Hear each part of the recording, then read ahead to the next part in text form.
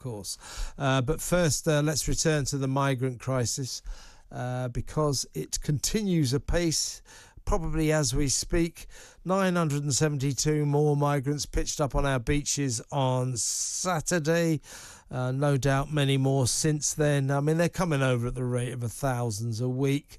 And we learned this morning, we heard intercepted radio messages, British vessels and French Navy ships colluding as the French hand over another dinghy full of migrants to us and we escort them into our shores.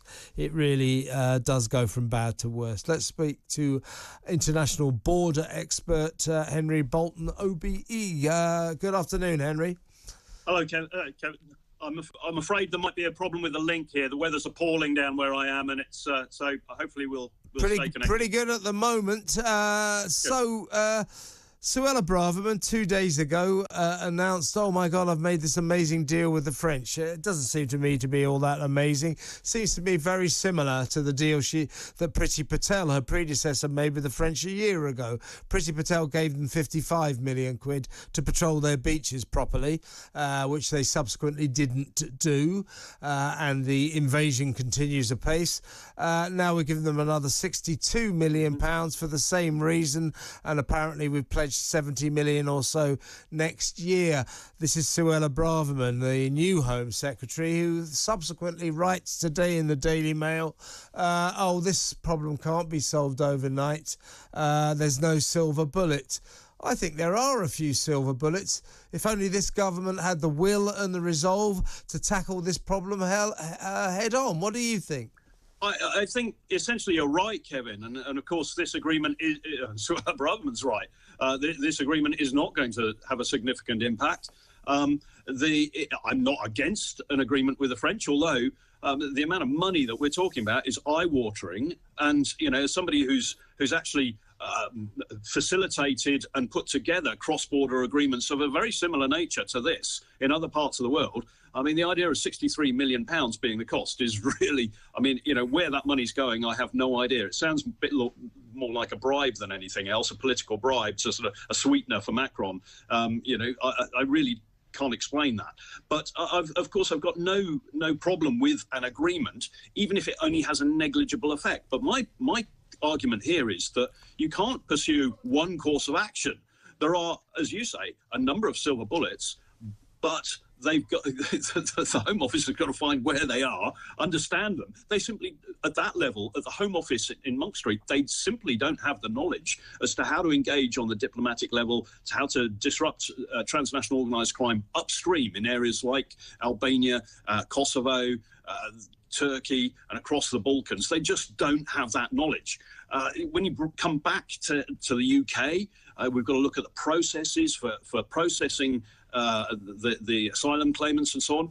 I mean, I'm told by asylum appeals lawyers that a lot of the time the immigration service officers who are supposed to represent the government in an appeal don't even turn up about 20% of the time. Now, if that's the case, then there's an issue there. I mean, of course, the government's going to lose the appeal in that case. So, you've got to unpack all of this. And then there is the question as well, why is it that we've got 8 different agencies operating patrol boats in the Channel, all answering to different government ministries? For example, you've got the fisheries protection vessels and so on, and you've got Border Force and you've got Coast Guard. Now, you've got all of those, whereas if you look at somewhere like Finland or the United States or even Sweden, it's one agency, rather like the police force, conducting patrols and then implementing the law, no matter which law it is. They're a law enforcement agency and they implement the law, enforce the law, whether it's in the case of the police, it might be a road traffic collision, it might be a burglary, it might be an assault, it might be whatever it might be. Well, at sea, we don't have that sort of approach. We don't have one agency enforcing the law. So all of these things have to be addressed. Including the accommodation issue. All of these need to be considered as concurrent lines of operation. There needs to be strategic and operational planning for each of these in a cohesive way, and it doesn't exist. That's the problem. And look, our policy at the moment, and it has been now for years, and there's no sign it's going to end, is this. Once you get across the Channel, We essentially welcome you with open arms. We put you into a hotel from which you're very free to walk out and disappear. There's no hint of any criminal prosecutions, anything like that.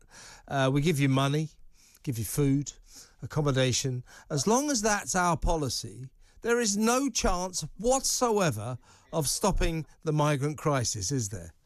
No, there's not. I mean, think of this in terms of, because effectively the people smuggling networks that are operating this and bringing the people to the North French coast and across the Channel, these people are, think of them for a moment as, if you like, holiday companies.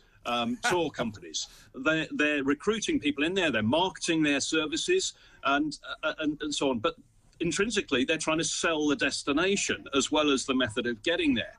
And what we've got to do is address both. We've got to disrupt the business model in that the Home Office are right, but we've got to do it in a different way. And we've also got to make the UK a less attractive destination for economic migrants. And as you quite rightly said, that it's attractive, the UK, compared to a lot of other countries. And there are many reasons from that. It's not just the benefits and what we provide people with here, but there's a proportion of these people who can go simply onto the black market in terms of the employment and disappear.